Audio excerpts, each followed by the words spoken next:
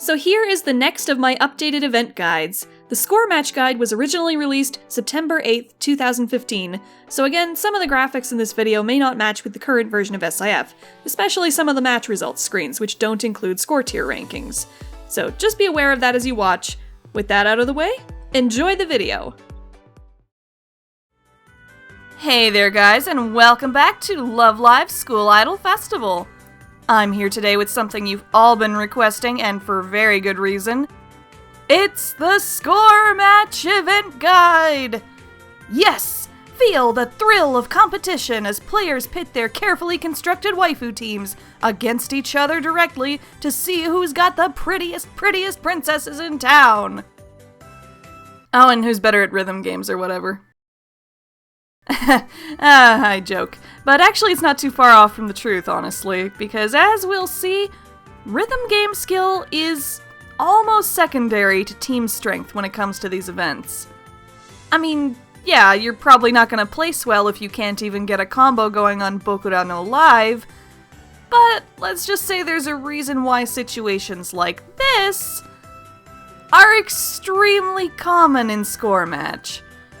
Rhythm is not the only skill being tested here. Anyway, before we begin, if you haven't watched my team building guide yet, I recommend you check that video out first. I'll be going forward assuming you already know how to build optimized teams. So if you don't know how to do that yet, then pause this video now and go watch that guide, either by clicking the YouTube card icon in the top right hand corner, or by following the link in the video description. I'll also sort of assume you've seen my token event guide as well. I'll cover a few points again, plus a few that have changed since that video, but I won't go into as much detail just to avoid repeating a lot of the same information across both videos. Basically, I'm assuming you already know what tiers are, how to find tier cutoff predictions, and how to find past cutoff event numbers for JP events, you know, stuff like that. If you don't know that information, it's all in the token event guide, and to be honest, you should watch that anyway, because really, you need to know how to play both types of events to be successful in this game, because school idols are serious business, dog. You know, what it is. Anyway, okay, everyone on the same page? Good? Alrighty, then let's get moving! So what are Score Match events? Well, they are School Idol Festival's first and so far only method of direct competition against other players. Sure, in token events you compete against others to see who can rack up more points, but you don't ever actually interact with those players or get to rub your score in their face unless you know them personally outside the game and are just good friends like that. In Score Match, though, going to the event page lets you match up against 3 other players on a random song, and whoever gets the higher score in that match is the winner. All players get event points for playing, but the higher you place in a match, the more points you get. So ideally, you want to get first or second place in those matches as often as possible. Of course, the most important part of racking up points in any event is pretty much the same. I've said it before, and I will say it again. Do not let your LP bar sit at full. A full LP bar is death if you let it sit like that too often, especially if you're aiming to get the SR or reach the top tiers. There's a little wiggle room in there for making sure you get a sane amount of sleep. Like, you don't have to feel bad if you need a full 8 hours and you can't be arsed to wake up in the middle of the night to play a few songs. But other than that, just keeping your LP bar from filling up throughout the day will help you keep your event points at a decent level. You can see the token event guide for more specific tips on how to achieve maximum efficiency and calculate how much you need to play to reach your goals. Alright, so, assuming you're going to play efficiently, what next? Well, you have to spend your LP on something, so you should make sure you're spending it wisely by choosing the right difficulty. This part has changed a little bit since the old guide. Like token events, your go-to difficulty of choice should now be either expert or technical if you can survive that. Even assuming the worst circumstances for expert, like say you can S rank on hard but you can't even get a C rank on expert, then you would still get slightly more points per LP on average playing Expert than you would on Hard.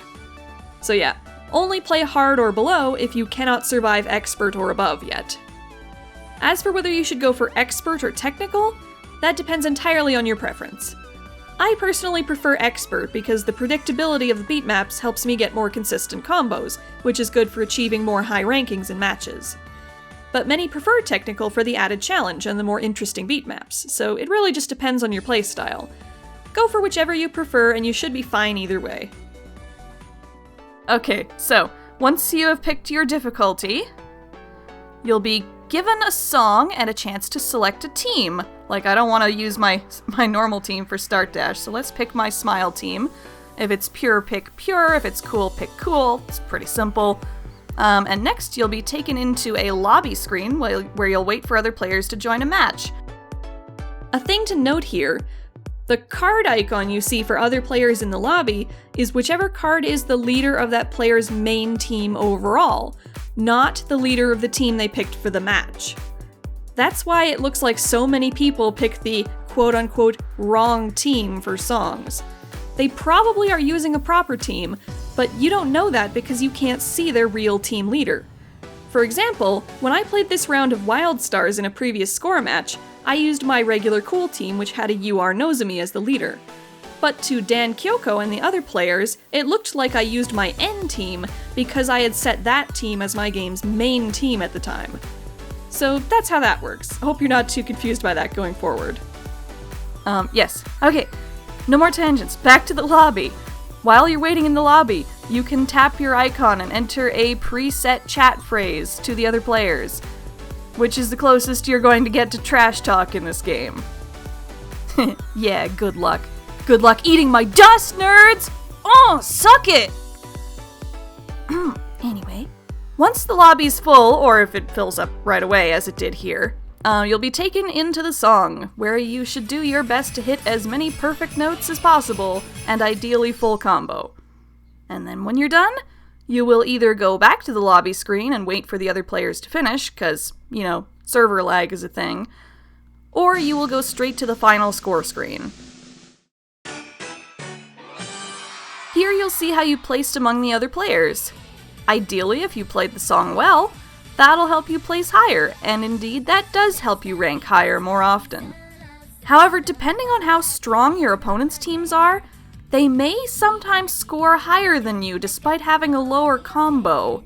Why's that? Well, you may notice in recent versions of SIF that there are some other numbers listed above players' event points and rankings in the lobby. This is the most interesting aspect of newer score matches, the matchmaking ranking system, or the MMR system. This is a system used by the game to match players with similar team strengths against each other, so you won't have, say, full UR teams matching against full N teams all the dang time. Score Match has always had an MMR system, but its mechanics were obscured from view and players could only guess at how it worked. And honestly, it's still not entirely clear how it works even with the new changes. However, now your standing within the MMR ranks is on display for everyone to see, so that at least helps players understand roughly where they stand among other players in terms of team strength. Knowing this information is a big help because it helps you take advantage of the new score tiers.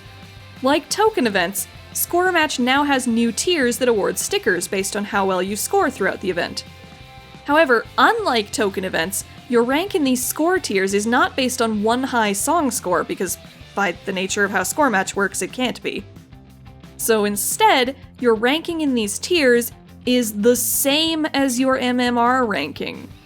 Every match you play, you either gain or lose score tier points as the system readjusts your MMR, trying to accurately place your team strength relative to other players. This is why during your first few matches of the event, you'll gain tons and tons of score points very quickly. The system is trying to get you up to where it thinks you should be in the team strength rankings, so it can start matching you against the right kinds of players as soon as possible. The unfortunate downside of this is it means that strong players who start playing the event late can pretty easily get into matches that they're way too strong for as the system shoots them up the ranks, resulting in some majorly unfair stomps to players with weaker teams. Ouch. However, there are a couple of silver linings to keep in mind. For one, eventually those players with stronger teams will reach more appropriate MMR tiers, and they'll largely leave other players alone after that. Second, even if you do suffer a devastating stomp from a misplaced whale, or any other kind of big loss of score tier points, that honestly doesn't matter much for most of the event. The only number that matters for score tier rankings is whatever number you end up with at the very end of the event. So naturally, that means you only need to start paying attention to your score tier rank on the last day you'll be playing. By that point, it's you who should expect to start doing some stomping if you play things right. I'll get into the details of how you can do that a bit later. For most of the event, you should be focused on getting event points rather than score tier points, so let's get back to that for a bit. Anyway, so you finish your song, you see your placement, you get your event points, and then you go back into the main event page and you start a new match. And on the basics front, that's pretty much it. From there, you just keep playing your heart out. If you're pretty efficient with your LP and you're playing on the hardest difficulty you can survive, that alone will almost certainly be enough to get you the points SR, which you'll usually reach at about 25,000 points. If you're cutting it close near the end of the event and you're not sure if you'll make it or not, then spend a few extra love gems on LP refreshes to make sure you reach that point goal. And if that's all you want out of an event, then hey, you're done! Kick back, relax, and enjoy your new SR! However, if you want to idolize the points SR, or especially the tiering SR, you most likely need to spend gems in order to rack up the extra points you need. As with token events, I made a few charts showing the number of gems players told me that they've used to tier in score matches. This one is for Tier 1, and here's one for Tier 2. You can pause the video to look at any of these charts, by the by, or you can just look at them later on Google Docs. There's a link in the video description. And here's one for Tier 3. Again, using tools like event calculators and automatic tier predictors will help you figure out how many points you may need to reach your desired tier. Play as efficiently as possible, spend your gems evenly throughout the event, and pump in extra gems as needed if cutoffs are rising faster than you anticipated. Remember, the last few hours of the event are the wonderful rush, where everyone scrambles to boost their scores at the last minute, so be sure to stay a good healthy 2,000 to 3,000 points above the latest cutoff at any given time, and aim for at least that high above whatever the predicted final cutoff is, and higher if you can. If all goes well, then you should end up in the tier you want and score a lovely idolized SR for your trouble. You shouldn't have to do anything super fancy beyond all of what I just said to achieve this, because really, playing efficiently and using gems are the two strategies that make up the bulk of any player's points in events. If you do want to learn a few more advanced techniques you can use to keep your scores high, though, stick around, there's a bit more. Now, you may have wondered earlier, what if I can't play every song well? What if one or two of my teams are good, but my others are total crap? Am I doomed to 4th place when a song I suck at comes up? Well, unfortunately, the former best strategy for dealing with that situation is no longer an option. You used to be able to force quit the app on songs you didn't like, or didn't think you could score well on, then enter back into the app and see that you got your LP back. This practice was called dodging, and it was fantastically useful.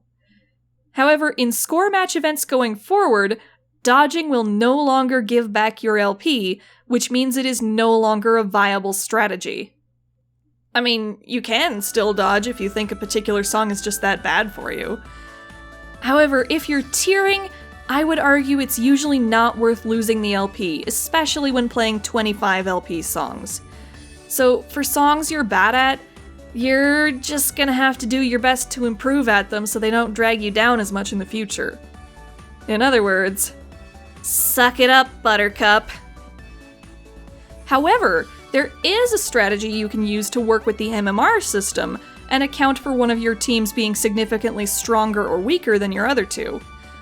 Assuming the MMR works as intended, its goal should be to match you with players whose team strength and/or song scores are within your ballpark, which would result in you getting first, second, third, and fourth place about equally over the course of the event as you encounter players of different skill levels in your score bracket, and your MMR rank would rise and fall in a mild, steady pattern to maintain your placement.